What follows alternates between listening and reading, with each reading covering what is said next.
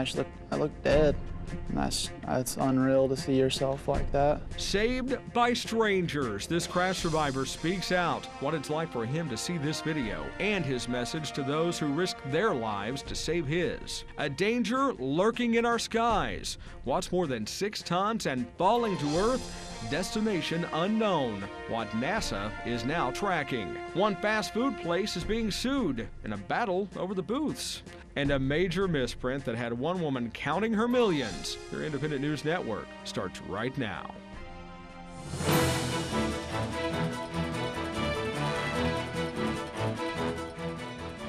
Good evening, everyone. I'm Mike Mickle. Welcome to INN News. His accident brought strangers together with one goal in mind: to save a life. Monday, Brandon White of Logan, Utah, was riding his motorcycle when he was hit and knocked to the ground. His bike and the car that hit him caught fire. About a dozen people lifted the car and another pulled White's limp body from the wreckage.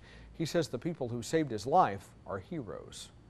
I just wanted to thank all the heroes that put their lives on the line to save mine.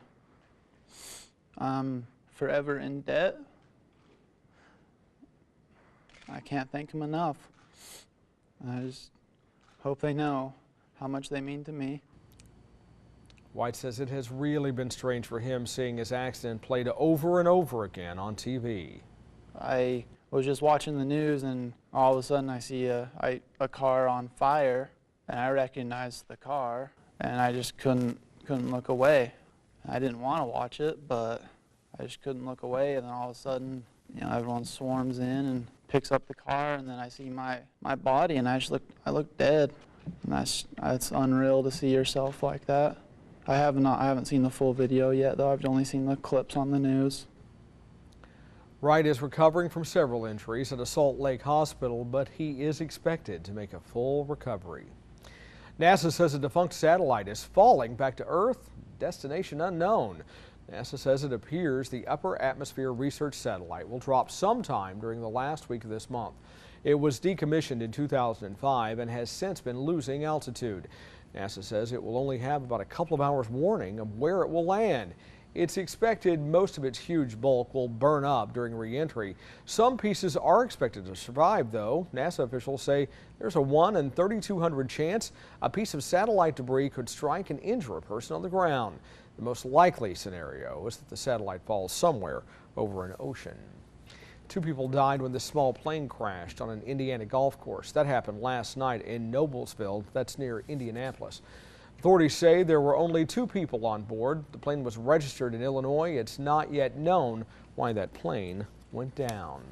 Fire officials are trying to determine what caused this massive fire at the historic Whitehall building in Grand Junction, Colorado. Flames poured out of the windows, creating a dangerous situation for firefighters.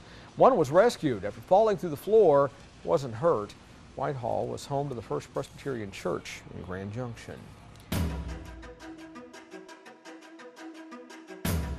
Time for global news now. In the southeastern part of Australia, a chemical fire is raging. Just look at that giant plume rolling into the sky. Authorities are monitoring the air quality in that area. Firefighters say the blaze has been contained and they are applying foam to quell the flames.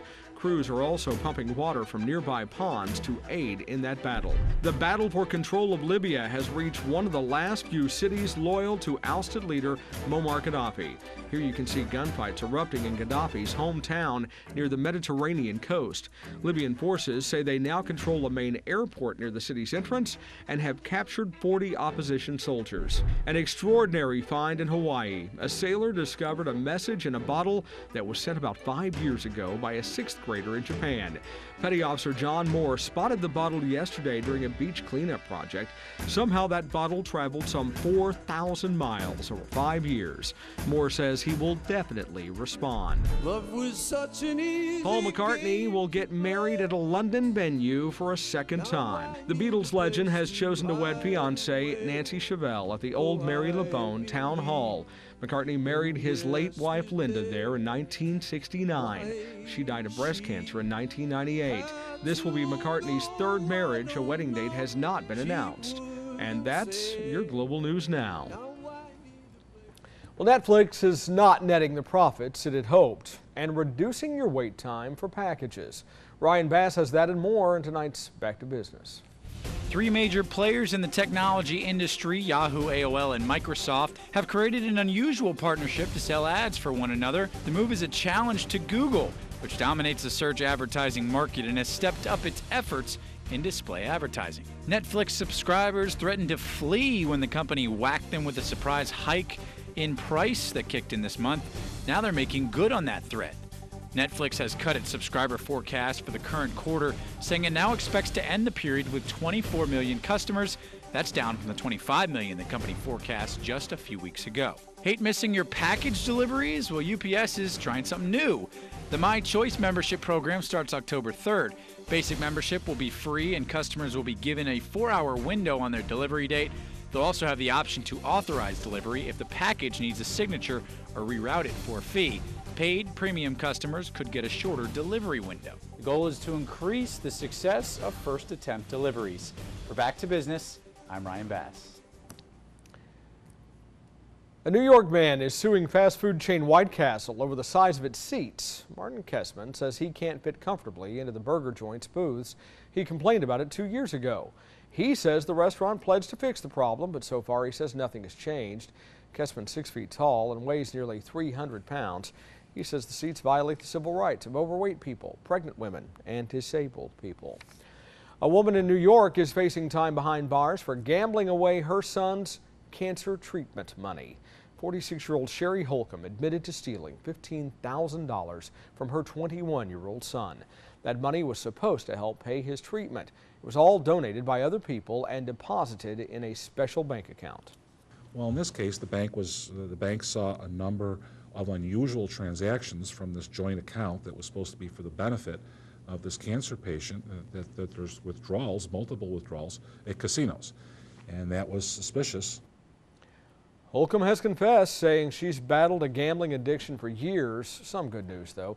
The hospital where her son is receiving his leukemia treatments has offered to continue them for free.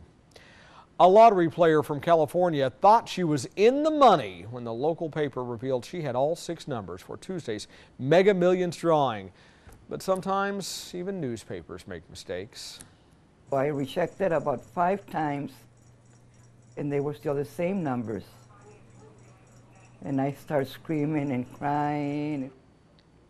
Alita Betancourt thought she won $54 million. It was a great hour. Then she took the ticket to the store and learned the Fresno Bee printed the wrong numbers. The numbers printed were actually last Friday's. Now, even more sad, Betancourt plays the same numbers every drawing. But last Friday, when her 6 numbers appeared, she played a quick pick instead. Ouch. Speaking of lost money, later the story of a woman whose entire inheritance disappeared in seconds. Now the family dog is to blame. Plus, we've all got the scoop on all the steals as summer turns into fall. Erica Rodriguez is going to be heading to the stores with you this weekend. If not the stores, how about the theater? Action, suspense, romance. There's a little bit of everything to choose from. And a Lakers player has scored a brand new name. Who Ron Artest is now. That's coming up on INN.